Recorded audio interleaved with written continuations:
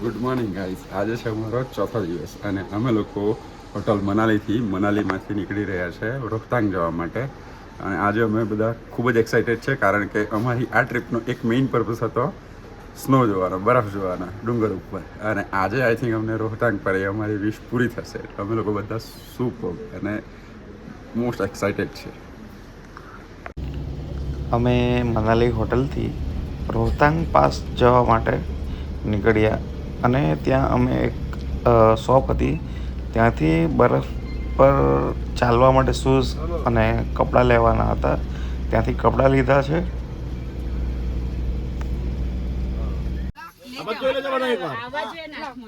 આપણે ડ્રેસ લીધો છે ને અહીંથી, એટલે આ 3 રાઈડ કરવી હોય ને તો 1100 રૂપિયા, ને આ કરવો તો એક્સ્ટ્રા 500 રૂપિયા આપવાના છે. જેને કરવી હોય તેને ફરજિયાત કોઈ નથી.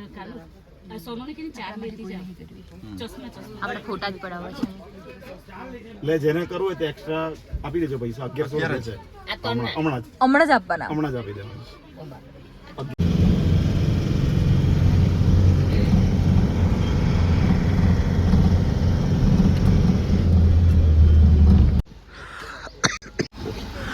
રોહતાંગ જવા માટે આ લાઈન, તમે જો રોહતાંગ જવાના હોય તો અર્લી મોર્નિંગ સવારે 6 વાગે આવી જવું. તમારે 3-4 વાગે મતલબ કે 6 વાગે ઉપર જવાની પરમિશન મળે છે, પણ તમે હોટલથી તમારે 3 વાગે મેક્સિમમ નીકળવું પડે. તો તમે આમાં પહેલો નંબર લગાવી શકો અહીંયા. ઉપર જવા ચાન્સ મળે. બાકી 6-7 કિલોમીટરની લાઈન લાગી જાય છે. હા, તમે જોઈ શકો છો આ લાઈન.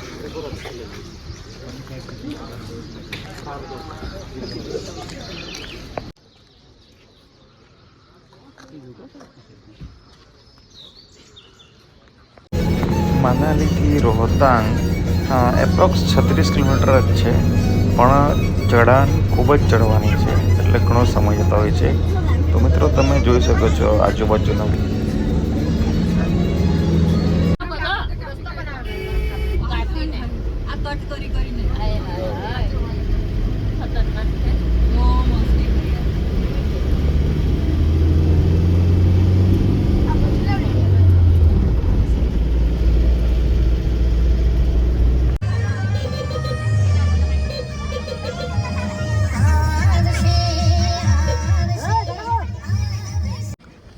રોહતાંગ પાસ પહોંચી ગયા.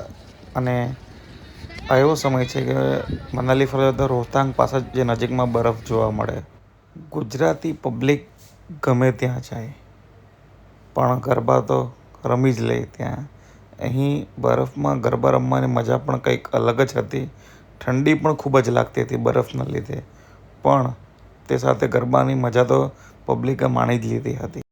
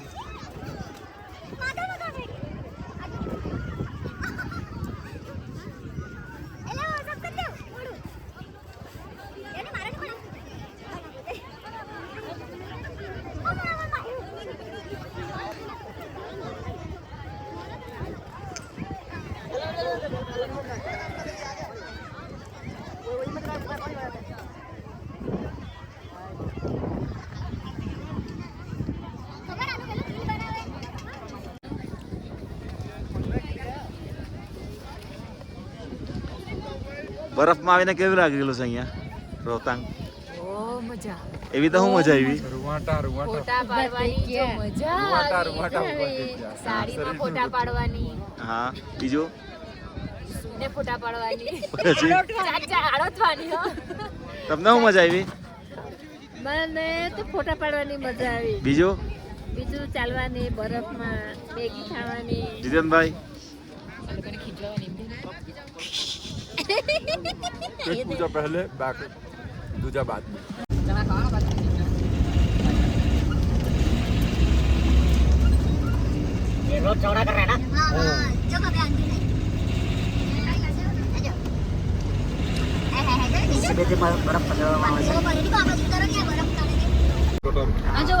બરફ કાપવાનું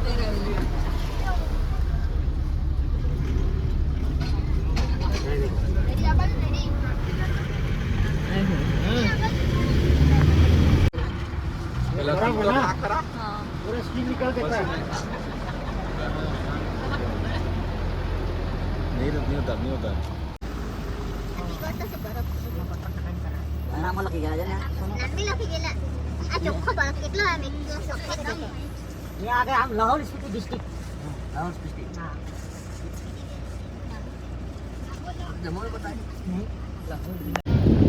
વેલકમ ટુ ચંદ્ર બ્રિજ.